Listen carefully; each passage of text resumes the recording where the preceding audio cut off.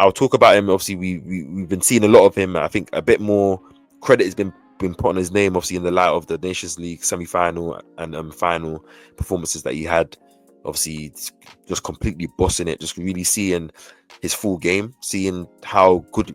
First of all, I talk about off the ball, his ability to intercept and be snappy in those like tackles, and get around the pitch. Like I didn't know that he actually has very, very good carry and very, very good drive as well on the ball, as well as just that ability for him to make almost any pass and just dictate.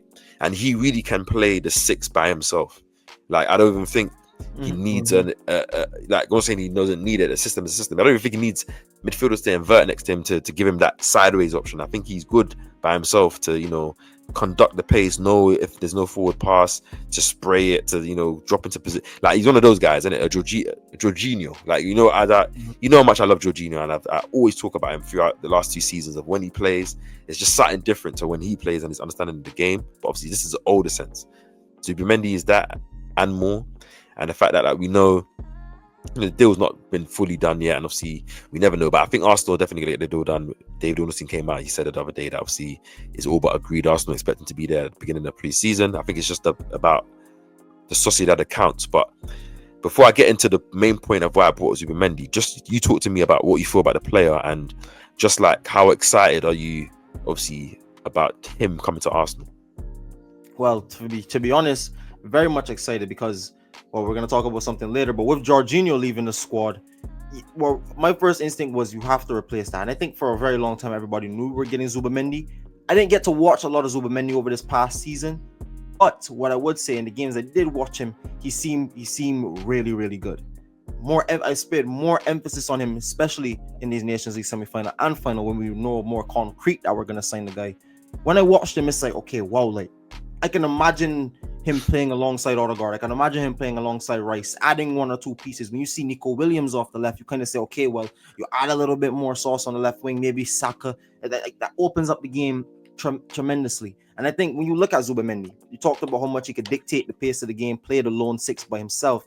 And I think that's exactly what we're going to be asking him to do. He's not afraid to receive the ball in different areas. He could take the ball forward through the gaps, and that's something I've been begging players to do.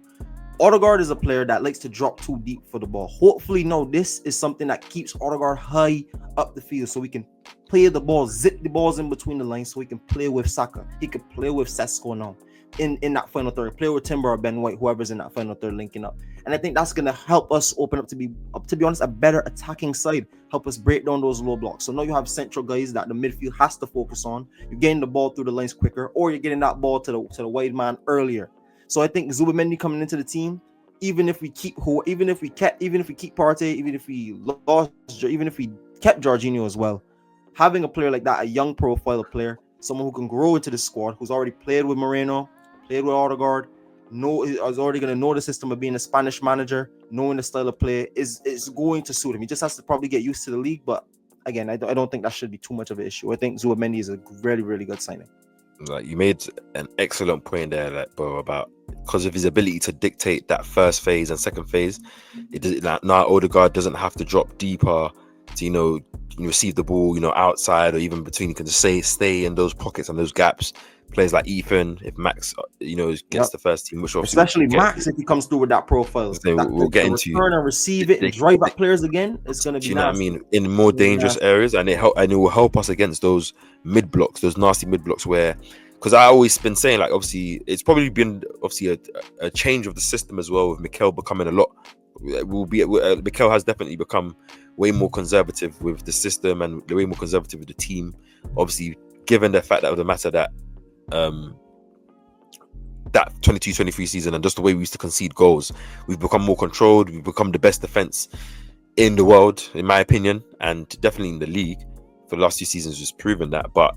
It's definitely sacrificed a lot of that, risky passing, that fast, quick zip that we used to do that opens up space and kills teams. And I think I feel like, especially with the window that I kind of anticipate and just don't see how we're not going to have, I just don't see bro, like I think we're gonna have the perfect blend of that. We're gonna see the perfect Arsenal, the best version of our team. And that's what next season. I'm hoping for, KP. Because God willing, and no injuries, bro. God willing, bro. fam, Yes.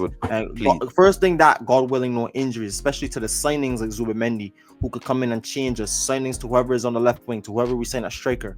Those positions are going to be so crucial because apart from Kai Havertz, I'm sorry to interrupt you, bro. Like, bro, no unlucky, fam. Timber came in, guy gets injured first game. Marino comes in, gets injured his first training session. Calafiori comes in, gets injured first international break.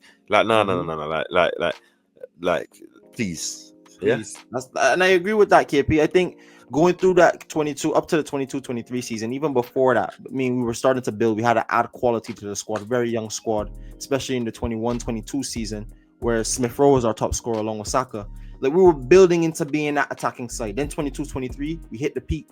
Then we kind of changed into being a more controlled side. 23-24. This season we suffered injuries and still carried on to kind of see that. Hopefully, now we get the better balance, and hopefully, now we can see not only a strong defense where you see Gabriel, you see Saliba, Timber, Lewis Skelly, but you also see an attacking side who going forward can score 2, 3, 4 past teams. I mean, even this season, we put 5 past West Ham, put 5 past Sporting, put 5 past Real Madrid over 2 legs. We put 5 past City. And this is just one season alone. I'm not even talking about as abroad. I've had other good results. We've had 3-0 against Forest, who had one of the best defenses in the league. Like, we've scored goals at moments and bits and times this season. So I just hope next season we can see a little bit more of it, man, because I think the players that we have can get us over the line. Absolutely.